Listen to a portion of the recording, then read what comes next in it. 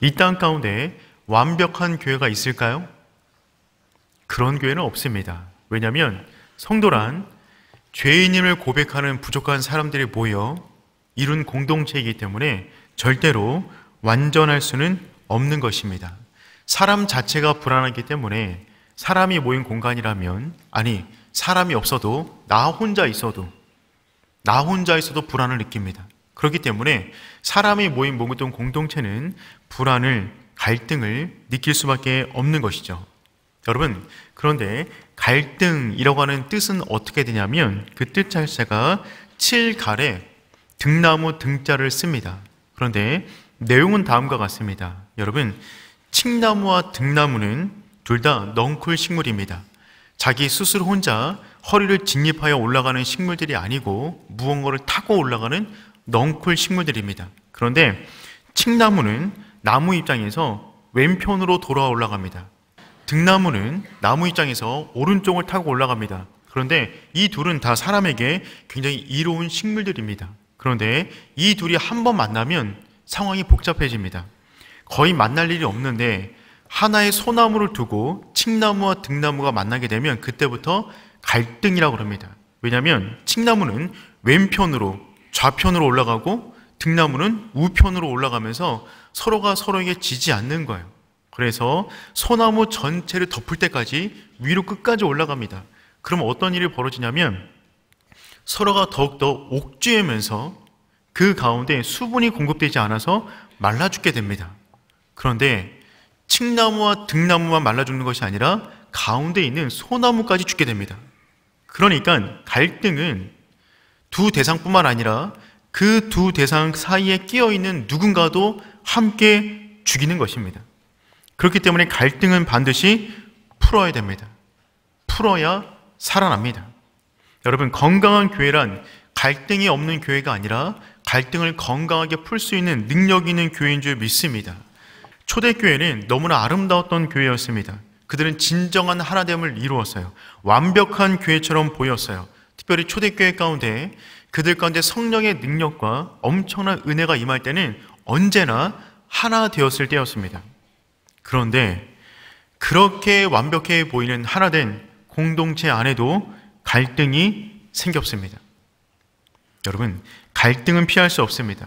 배설물과 같습니다. 하지만 잘 해결되면 그 갈등이 교회를 넘어뜨리는 것이 아니라 교회가 일보진전할 수 있는 도약의 계기가 되는 줄 믿습니다. 완벽한 교회는 없지만 교회마다 갈등을 만날 때 그 갈등을 잘 해결한다면 갈등은 걸림돌이 되는 것이 아니라 디딤돌이 될 수가 있는 것이죠. 그렇다면 초대교회 가운데 어떤 문제가 벌어졌는가, 그 문제의 이유를 한번 살펴보겠습니다. 1절 말씀 함께 읽어봅니다. 시작.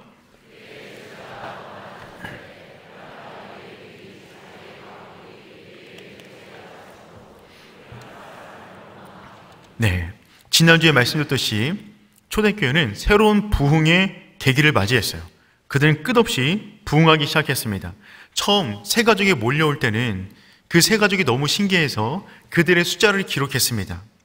사도행전 1장에 120명, 사도행전 2장에 3,000명, 사도행전 4장으로 가면 5,000명이 몰려들었습니다. 근데 6장에 오니까 너무 많은 사람들이 몰려오니까 더 이상 숫자를 세는 것이 의미가 없어졌어요.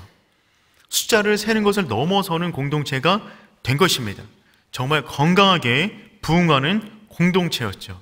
그런데 그 안에 정말 많은 사람들이 모이다 보니까 이전에 한 번도 교회 안에서 느끼지 못했던 감정이 꿈틀거리기 시작했습니다. 한 번도 그런 감정을 느껴본 적이 없어요. 근데 그 감정은 무엇이냐면 원망이었어요. 교회 안으로 처음 원망이라는 단어가 쓰인 장면이 오늘 본문의 장면입니다. 이때부터 사탄은 교회를 찢어놓는 가장 확실한 전략으로 원망을 아주 유용하게 사용하고 있습니다. 원망의 씨앗이 한번 떨어지기 시작하면 그 씨앗이 무럭무럭 자라서 모든 생각과 모든 감정을 덮어버립니다. 그래서 원망이 한번 떨어진 공동체는 원망밖에 남는 게 없어요. 1절 말씀 다시 한번 읽어볼게요. 시작. 더 많아졌는데 헬라파 유대인들이 자기의 과부들이 매일의 구제에 빠짐으로 히브리파 사람들을 원망하니, 여러분, 구제에서 원망의 마음이 올라왔어요. 그런데 초대교회는 그 어떤 공동체보다 구제를 정말 잘하는 곳이었습니다. 세상이 감당할 수 없는 방법으로 구제하기 시작했어요. 자신의 집과 밭을 팔아서 사람들을 도왔던 공동체. 그래서 그 공동체 안에는 가난한 자가 없었다. 누구도 자기 것을 자기 것이라 주장하는 사람이 없었던 공동체가 초대교회였는데, 그 강점으로 여겼던 구제라는 영역 속에 원망이 싹트기 시작한 것입니다. 사탄이 우리의 마음을 혼란스럽게 만들 때 우리의 약점을 건들기도 하지만 우리의 강점을 만지작거립니다. 여러분, 원망의 내용은 다음과 같은 것이었어요. 이들 가운데 어떤 원망이 있었냐면, 초대교회 안에 짧은 시간에 큰 부흥을 이루었습니다. 그런데 많은 사람이 모이다 보니까 그 안에 파가 생겼어요. 벌써 불안하잖아요. 그래서 헬라파와 히브리파가 생겼습니다. 여러분, 교회 안에는 어떤 파도 있어서는 안 됩니다. 파는 찌개 안에만 있어야 돼요. 절대로 우리 가운데 어떤 파도 있어서는 안 되는 거죠. 그런데 헬라파와 히브리파가 어떤 사람들이냐면, 여러분, 헬라파는요, 이스라엘 백성이 바벨론에 의해서 BC 586년에 멸망을 당한 이후에 전 세계로 흩어지게 됩니다. 흔히 말하는 디아스포라들. 근데 그들이 이후에 다시 본국으로 돌아오지를 않았어요. 거기 이미 기틀을 잡은 겁니다. 그런데 그들이 주로 쓰는 언어가 헬라 말이었습니다. 헬라 언어를 쓰고 헬라 문화권 속에서 성장한 사람들. 쉽게 생각하면 한국인인데 외국에 살고 있는 이민 2세들을 생각하시면 됩니다. 이들은 그런 문화가 익숙한 사람들이에요. 그런데 또 한 부류는 누구냐면 히브리파 유대인들이었습니다. 이들은 한 번도 본국으로 떠나지 않고 그 안에서 계속해서 성장한 사람들입니다. 이 헬라파 유대인과 히브리파 유대인은 같은 히브리 말을 쓰기 때문에 소통에는 큰 문제가 없습니다. 하지만 살아간 배경이 달라요. 같은 영어를 써도 영국권에 있는 사람들과 미국권에 있는 사람들이 다를 수 있잖아요. 어떤 차이가 있는 겁니다. 쉽게 생각하면 외국에 있는 교회 가운데 부모 세대와 그 자녀 세대인 2세대들이 함께 모여드리 예배드리는 교회를 생각하시면 좋습니다. 그런데 지금 헬라파 유대인들이 밖에 있다가 오순절을 맞이해서 그걸 지키기 위해서 예루살렘으로 온 것입니다. 디아스포라들이. 그런데 왔더니만 새롭게 신생한 공동체를 보게 된 거죠. 성령 충만한 공동체, 말씀 충만한 공동체, 기적이 충만한 공동체를 보고 그 안에서 예배드리기 시작합니다. 그러다가 본국을 돌아가지 않는 거예요. 나 여기 있으련다. 정착하게 된 것입니다. 예를 들어 여러분이 휴가 기간에 해외여행 가셨는데 그때 주일날 뭐 하세요? 노시면 안 됩니다. 예배드리러 가는 거죠. 현재 교회 예배드리러 갔는데 현재 교회가 너무 뜨거운 거예요. 너무 좋은 거예요. 그래서 오지를 않는 겁니다. 거의 그냥 사시는 거예요. 그 사람들이 지금 헬라파 유대인들이었어요. 그러니 이들은 모든 게 부족했습니다. 의식주, 모든 기반이 없는 사람들이에요. 그래서 히브리파 유대인들이 이들을 적극적으로 구제하기 시작합니다. 이들을 도와줬어요. 그래서 그들 안에 부족한 것이 없었다라고 표현했던 거죠. 그런데 그 당시 구제는 두 가지 종류의 구제가 있었습니다. 첫 번째는 뭐냐면 주간 구제예요. 일주일에 한 번 구제하고 다음 주 예배할 때 모이는, 이 대상은 주로 히브리파 유대인들이었습니다. 그들은 집이 있기 때문에 그걸 받아다가 집에 가서 생활하는 거예요. 근데 그들은 별로 구제 대상이 많지 않았습니다. 왜냐하면 이미 기반이 있었기 때문에. 그런데 두 번째, 매일의 구제가 있었어요. 매일 구제하는 겁니다. 주 대상들은 헬라파 유대인들이겠죠. 이들은 집도 없어요. 먹을 것도 없어요. 직장도 없어요. 그러니까 누군가가 도와줘야 됐습니다. 그래서 교회가 그 일을 적극적으로 도와줬던 것입니다. 그런데 헬라파 사람들 가운데 그들에게 있는 과부들이 구제에서 종종 빠지게 되는 일들을 보게 된 거예요. 여기서 빠지다라는 단어는 의도적으로 뺀 것이 아니라 하다 보니까 누락되었거나 혹은 조금 덜 가게 된 것입니다. 여러분, 이 문제는 되게 민감한 문제예요. 그래서 이들이 원망하기 시작합니다. 여기서 말하는 원망이란 대놓고 문제를 제기한 것이 아니라 수근수근거리고 투덜투덜된 것입니다. 원망은 작은 소리로 시작되지만 원망에는 메아리 효과가 있어요. 원망을 내뱉는 순간 누군가 원망하는 거잖아요. 그 원망의 대상이 그 말을 듣게 되면 더 큰 원망이 쏟아집니다. 나도 할 말이 있다고. 그러면 그 공동체 가운데 서로의 원망이 메아리치면서 공동체 전체는 원망으로 순식간에 휩싸이게 되는 것입니다. 여러분, 그래서 원망은 서로를 향한 불신을 낳고 그 불신은 공동체를 찢는 거예요. 그래서 원망은 뭐냐면 원 없이 망하는 겁니다. 원망하는 모든 사람들은 원 없이 망하게 되어 있어요. 돈이 아무리 많아도 삶의 원망이 가득하면 불행한 부자예요. 펜트하우스에 살고 있어도 원망이 집 가운데 가득하면 그냥 불행한 가정일 뿐입니다.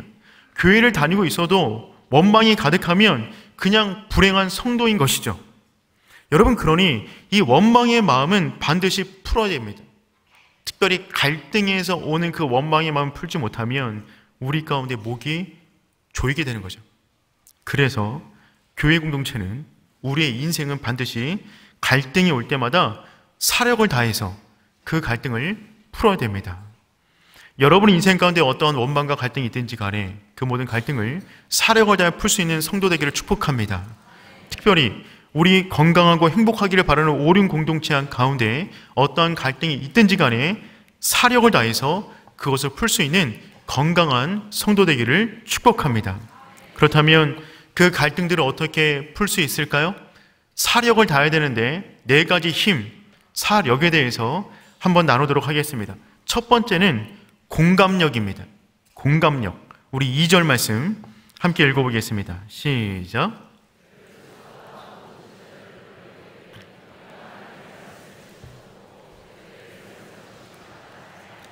아멘. 사도들은 헬라파 유대인들의 수군거리는 원망의 소리를 무시하지 않았어요. 그렇다고 해서 나 안 해 라고 포기하지도 않았어요. 그들은 제3의 방법인 그들을 공감해 주기 시작합니다. 여러분, 모든 문제를 해결하는 첫 번째 출발은 공감의 마음에서 시작됩니다. 사실 대부분의 문제는요, 문제 자체가 해결되지 않아도 공감해 주는 것만으로도 어느 정도 해결이 됩니다. 토끼를 잡을 때는 귀를 잡고, 닭을 잡을 때는 날개를 잡고, 사람을 잡을 때는 마음을 잡아야 됩니다. 멱살 잡으라는 얘기는 아니고요. 근데 그 마음을 잡는 방법이 무엇이냐면 공감이에요. 그 사람의 마음을 사야 그 다음에 뭔가가 되는 겁니다. 그래서 공감이라는 뜻의 영어는 엠파시잖아요. 이것은 안에서 느끼다라는 의미입니다. 공감은 안에서 느끼는 거예요. 그 사람의 심령 안에서 그 사람의 마음을 느껴, 그 사람의 마음을 내가 느끼는 그 상태, 그게 공감이고, 그 힘이 있는 사람이 공감력이 탁월한 사람입니다. 사도들은 12 사도들은 제자들을 불러 모았어요. 당시 교회에는 조직이 사도와 제자밖에 없었습니다. 그러니까 어떤 의미냐면 전부를 다 불러 모은 거예요. 그러니까 사도들은 이 원망의 문제를 가볍게 취급하지 않았습니다. 굉장히 심각하게 취급했어요. 그리고 맨 처음에 한 내용이 무엇이냐면 2절 말씀에 우리가 하나님 말씀을 제쳐놓고 접대를 일삼는 것이 마땅하지 아니하니, 우리가 마땅하지 아니하니, 이 말은 무슨 말이냐면 우리가 틀렸다, 우리가 미안하다, 우리가 실수했다 라고 말하는 것입니다. 사도들은 지금 그들의 문제를 공감해 주고 있어요. 여러분, 공감의 언어 가운데 최상의 단위의 언어가 무엇이냐면 용서의 언어예요. 여러분, 용서, 잘못했습니다, 미안했습니다, 용서해 주십시오, 이 한마디가 우리 안에 얽혀있는 모든 문제를 풀어놓는다고요. 사도들은 지금 용서를 구하고 있습니다. 여러분, 당시 사도들의 권위는 대단했어요. 그런데 히브리파, 헬라파 유대인들의 원망은 실은 그것을 나눠주고 있었던 사도들에 대한 원망이었거든요. 그러니까 어떻게 생각하면 사도들 입장에서는 자신들의 사도권에 대한 공격으로 생각할 수도 있습니다. 하지만 사도들은 전부 다 모아놓고 공개적으로 공감의 언어, 용서를 구하고 있어요. 여러분, 이거는요, 놀랍다 못해 위대한 일입니다. 모든 원망을, 그 원망이 얼마나 크든지 간에, 그 원망의 메아리가 얼마나 우렁차든지 간에 그 원망을 단번에 잠재우는 언어가 뭐냐면 용서의 말 한마디예요. 사단이 아무리 우리 마음 가운데 원망의 마음을 일어나게 부추겨도 우리가 용서의 그 말 한마디를 내뱉을 수 있다면 그 순간에 원망은 무기력하게 됩니다. 우리들의 입술 가운데 용서의 언어가 가득하기를 축복합니다. 한번 연습해 볼까요? 죄송합니다. 용서해 주세요. 해드리겠습니다. 여러분, 용서의 언어가 가득할 때 우리 안에 모든 얽힌 것은 풀어지게 됩니다. 이 한마디가 우리 인생의 기적을 불러일으키는 것이죠. 여러분, 지금 교회 공동체가 커지다 보니까 사도들이 일이 굉장히 많아졌어요. 그러다 보니까 이들이 원래 사도는 말씀을 전해야 되는 사람들인데 어느 순간에 접대하는 일에 너무 많이 개입하게 된 것입니다. 이 접대하다는 것은 어떤 의미냐면 서브 테이블이라고 이 테이블을 까는 거예요. 그러니까 당시 매일처럼 구제하기 위해서 사람들이 몰려오니까 이 테이블을 깔고 접고 음식을 차리는 일을 사도들이 주도적으로 해 나갔습니다. 왜냐면 그때면 조직이 없었기 때문에. 그런데 남자만 8,000명 이상의 사람들이니까 하루 종일 테이블 깔고 접다가 시간이 다 가는 거예요.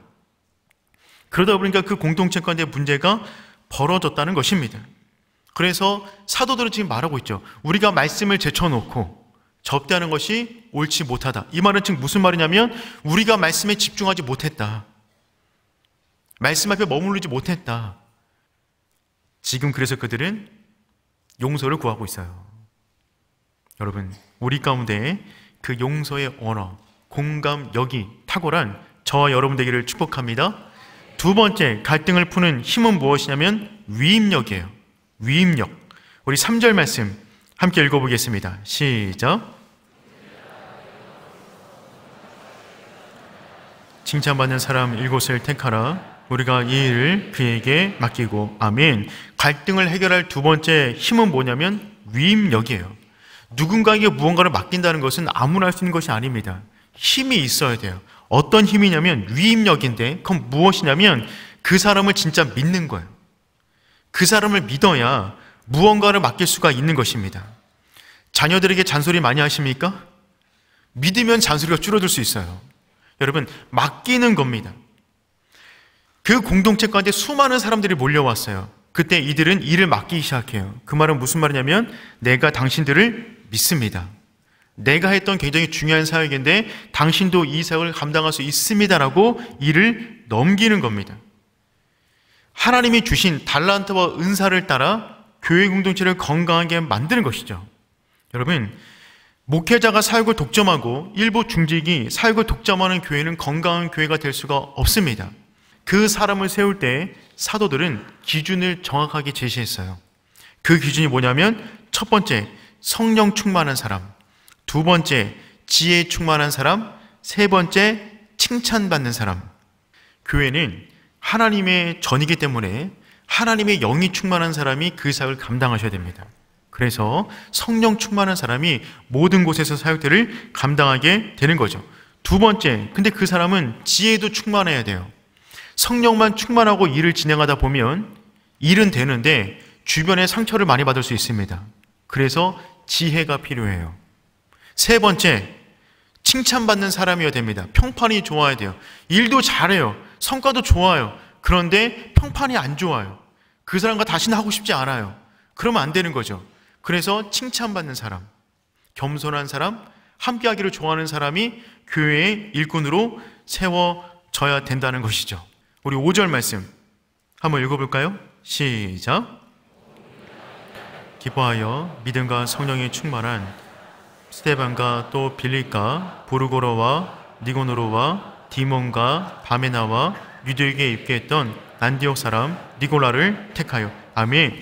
7명의 일꾼을 뽑았어요. 그런데 이 사람들의 명단이 전부 다 어디파 사람들이냐면 헬라파 사람들이에요. 지금 이 교회를 처음 시작했던 사람들, 이 교회에 가장 많은 헌금을 내고 조직을 이루었던 사람들은 히브리파 유대인들입니다. 그런데 헬라파 유대인들 7명을 세웠어요. 여러분, 이건 정말 놀라운 일입니다. 자신들이 모든 것을 헌신했는데 새로 어떻게 보면 유입된 사람들을 위해서 모든 기득권을 내려놓은 것이죠. 사도들이 먼저 자신들의 기득권을 내려놓았어요. 그 다음에 히브리파 유대인들이 자신들의 모든 권리를 내려놓고 그들을 리더로 세워준 것입니다. 그들과 함께하기 위한 최적의 방법을 찾은 것이죠. 어떻게 보면 헬라파 유대인들이 자신들의 구제 문제를 제기했잖아요. 그렇기 때문에 히브리파 유대인들이 그러면 너희들 가운데 리더를 세워서 이 일을 감당해라 라고 했으니 더 이상 이 갈등은 사라지게 된 것입니다. 서로 공감해주고 서로의 일을 나눌 때 놀라운 일이 벌어지게 되었다는 것이죠. 근데 이 7명의 일꾼들의 명단을 보세요. 정말 대단합니다. 첫 번째가 스데반. 스데반은 누구예요? 예수님과 같은 순교의 영성이 있는 사람이었습니다. 다음 주부터는 스데반을 살펴볼 것입니다. 그 다음에 나오는 인물이 빌립이에요. 빌립은 누굽니까? 이 사람은 성령의 인도함을 따라 늘 전도하는 사람이었어요. 스데반이 끝나면 빌립 집사의 이야기를 살펴볼 것입니다. 그런데 이 7명 정말 잘 뽑은 거예요. 정말 탁월한 선택이었어요. 이런 7명의 일꾼과 함께하는 교회는 정말 행복한 교회겠죠. 그런데 제 마음에 더욱더 부러운 것은 무엇이냐면 이런 사람들을 세워준 히브리파 유대인들입니다. 이들의 그릇이 얼마나 큰지, 이들의 믿음이 얼마나 큰지, 얼마나 몸된 공동체를 바라보는지 그들의 헌신에 너무나 부러운 거죠. 여러분, 교회는, 공동체는 그러한 마음으로만 세워질 수가 있는 것입니다. 서로를 향한 더 개방적인, 더 수용력 있는, 더 공감해주는, 더 함께하는 그 마음이 교회를 교회되게 만드는 줄 믿습니다. 세 번째 힘은 무엇이냐면 집중력입니다. 우리 4절 말씀 함께 읽어볼게요. 시작. 말씀 사역에 힘쓰리라 하니. 아멘. 여러분, 세 번째 갈등을 푸는 힘은 무엇이냐면 집중력이에요. 사도들은 이제 7명의 일꾼을 세운 다음에 자신들은 어떤 부분에 집중할지를 말합니다. 우리는 오로지 기도하는 일과 말씀 사역에 힘쓰겠다. 이 4절 말씀 가운데 사도들이 말하는 기도와 말씀 전하는 사역, 이 단어를 원어로 보면 디아코니아입니다. 봉사라는 의미예요. 봉사. 그런데 1절에 나오던 구제, 그 구제라는 단어 역시 디아코니아입니다. 그러니까 누군가를 접대하고 봉사하는 그 일이나 말씀과 기도를 하는 그 사역이나 똑같은 디아코니아 봉사예요. 교회에서 우리가 몸된 공동체를 섬기는 데 있어서 어떤 사역이 더 중요하고 어떤 사역이 덜 중요하고 이런 사역이라는 것은 없습니다. 모든 사역이 전부 다 디아코니아입니다. 말씀을 전하는 사역이나 강단 위에 서는 사역이나 주차 봉사하는 일이나 청소하신 일이나 식당 봉사하신 일이나 순장님 하시는 모든 일, 모든 사역은 전부 다 디아코니아입니다. 각자의 은사와 부르심을 따라 하나님이 그 자리에 세우신 거예요. 각자는 그 자리 속에서 최선을 다해 집중하여 그 사역들을 감당해 나가는 것입니다. 네 번째 힘은 무엇이냐면 성령의 능력입니다. 여러분, 몸된 공동체를 건강하게 만드는 힘은 성령의 능력입니다. 모든 원망, 갈등을 풀 수 있는 힘은 우리에게는 없습니다. 오직 성령의 능력이 임해야 모든 갈등은 풀어지는 줄 믿습니다. 여러분, 그래서 7명의 직분자를 세운 다음에 사도들은 그들을 위해서 안수하고 기도합니다. 우리 6절 말씀 한번 읽어볼까요? 시작. 사도들이 기뻐하고 그들에게 안수하니라. 아멘. 선출된 사람들을 위해서 기도하고 안수해 주었어요. 성령의 기름 부음을 구한 것입니다. 하나님, 이들을 사용하여 주시옵소서. 성령 충만하게 하여 주시옵소서. 모든 갈등은 성령 충만해야 풀어줄 수 있는 거예요. 개인의 문제도 마찬가지입니다. 가정의 문제도 마찬가지입니다. 교회의 문제도 마찬가지입니다. 성령 충만하지 않으면 갈등할 사람이 없음에도 불구하고 자기 자신과 갈등해요. 자기 안에서 꼬이는 거예요. 자기가 싫은 거예요. 자기가 힘겨운 거예요. 자기와 씨름합니다. 성령의 능력을 구하시길 축복합니다. 성령의 능력이 임하여 모든 갈등이 풀어지기 때문에 그렇죠. 특별히 교회 공동체는 하나님께서 부족한 사람들에게 교회를 맡기셨어요. 여러분, 누군가 세울 것 같으면 천사를 보내시면 되잖아요. 우리보다 낫지 않겠습니까? 그런데 부족한 사람에게 교회를 맡기셨습니다. 왜요? 부족하기 때문에 모든 사람이, 너나 할 것 없이 모든 사람이 성령의 충만을 구하라고, 그분의 뜻을 구해야 교회가 한 꼭지점으로 올라갈 수 있다. 그래서 하나님께서는 부족한 사람들에게 교회를 맡기시는 것입니다. 성령 하나님 그분 자체가 성부, 성자, 성령 온전한 공동체 안에서 하나됨을 이루셨어요. 그래서 성령 충만한 모든 사람들은 공동체와 함께하게 되어 있습니다. 갈등을 풀어가게 되어 있습니다. 그러니 여러분, 우리의 모든 인생 가운데 묶여있는 모든 갈등은 성령으로만 풀어지는 줄 믿습니다. 말씀을 정리하도록 하겠습니다. 교회 안에 갈등이 생겼습니다. 원망이 생겼어요. 하지만 초대교회는 그 원망 때문에 넘어지지 않았습니다. 사력을 다해 이 문제를 풀어나갑니다. 공감력, 위임력, 집중력, 성령의 능력을 구하여 그 공동체는 더욱더 비상하게 되었어요. 그래서 결론이 무엇이냐면 7절 말씀입니다. 우리 7절 말씀 함께 읽어볼까요? 시작. 예루살렘에 있는 제자의 수가 더 심히 많아지고 허다한 제사장의 무리도 이도에 복종하니라. 아멘. 하나님의 말씀이 점점 왕성해졌다. 사도들이 이제 기도와 말씀의 자를 지키니까 그 말씀이 다시금 왕성해지기 시작했습니다. 은혜가 충만해지기 시작했어요. 교회 안에 있는 모든 사역과 모든 일들이 그 말씀에 의해서 견인받게 되는 것이죠. 그 말씀에 이끌림받게 되는 것입니다. 그 위에 서로를 향한 공감력, 주어진 사역에 대한 집중력, 그 모든 것에 성령의 능력이 임하자 그 다음에 어떤 일이 벌어지냐면 제사장의 무리도 이도에 복종하니라. 여러분, 제사장은 누굽니까? 유대사회 가운데 성전을 담당하던 사람들이에요. 그들이 초대교회 안에 들어오면 직장을 잃어버리는 거예요. 당시 제사장은 그냥 직장이 아니었습니다. 온 유대 민족 가운데 최고로 존경받는 사람들이었어요. 그걸 다 포기했다고요. 왜요? 갈등을 풀어나가는 초대교회의 모습을 본 것입니다. 놀라운 공동체의 힘을 보게 된 것이죠. 그 힘에 압도되어 그들이 예수의 도에 복종하게 되는 일이 벌어졌습니다. 갈등을 통하여 완전히 새로운 차원의 부흥을 경험하게 되는 초대교회, 그 교회의 모습이 오륜교회의 모습 되기를 축복합니다. 우리 인생 가운데 여러 가지 많은 갈등을 만날 수 있지만 그 가운데 사력을 다하여 공감해 주시고 위임해 주시고 집중해 주시고 성령의 능력을 구하는 가운데 하나님께서 원하시는 아름다운 공동체를 만들어가는 저와 여러분 되기를 축복합니다.